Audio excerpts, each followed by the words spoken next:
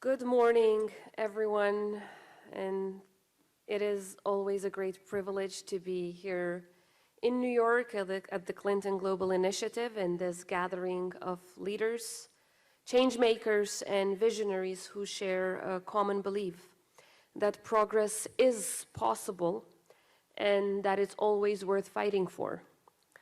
The theme of this session speaks not only to the values that I hold very dear as a leader, but to the very story of my country, the Republic of Kosovo. A story of resilience born out of hardship, a story of freedom that was won through immense sacrifice, and a story of democracy. Democracy built against all odds. And through it all, women stood at the very center, at the very heart of every single fight. Women from every walks of life, mothers, daughters, survivors, and women leaders. That is why I wholeheartedly believe that progress requires courage.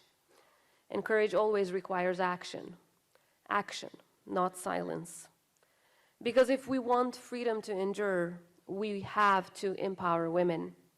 And if we want democracy to prevail, we have to support women. If we want peace to last, not just be achieved, but to last, we have to invest in women.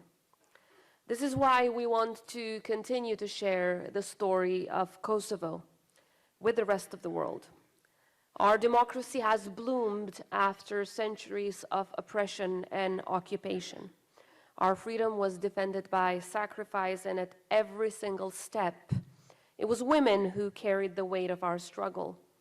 Mothers who kept their children and their families alive and protected under siege and genocide. Daughters who marched for justice and equality. Women who fought for our freedom. And survivors of sexual violence during the war who turned their pain into strength and into a cause for justice and purpose. Through their unmatched bravery, the women of Kosovo joined our liberation army, fighting shoulder to shoulder with men for the freedom of our people. Women documented war crimes and crimes against humanity, ensuring that the world knew the truth about Milosevic's genocidal regime. Women entered politics and institutions after the war to help build peace and to build our state, the Republic of Kosovo. Women championed human rights, justice, and equality. Survivors of wartime sexual violence carried the fight for recognition and for justice, and today they travel across the world to support survivors elsewhere in other countries who are now facing the same.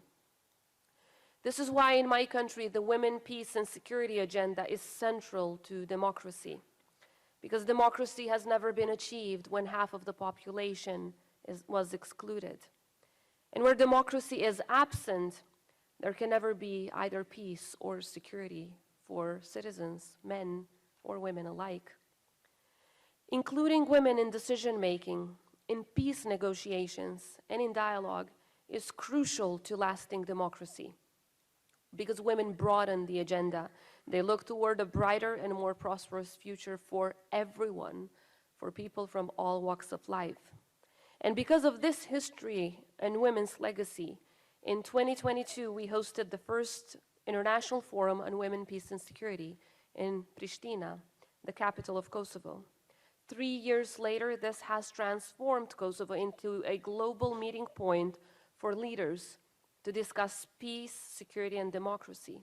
A platform where women are not only present, but decisive, where their voices are not simply heard, but acted upon. Because decision-making without women is never real democracy. It is unfinished business. And in Kosovo, we are determined to finish that business. Women now sit at the heart of our national progress. They are the backbone of our institutions, of our economy, our technological advancement, and our future. Their success is Kosovo's success. And to advance this mission, Kosovo is now home to the Regional Center of Excellence for Women, Peace, and Security, the only one of its kind in Europe.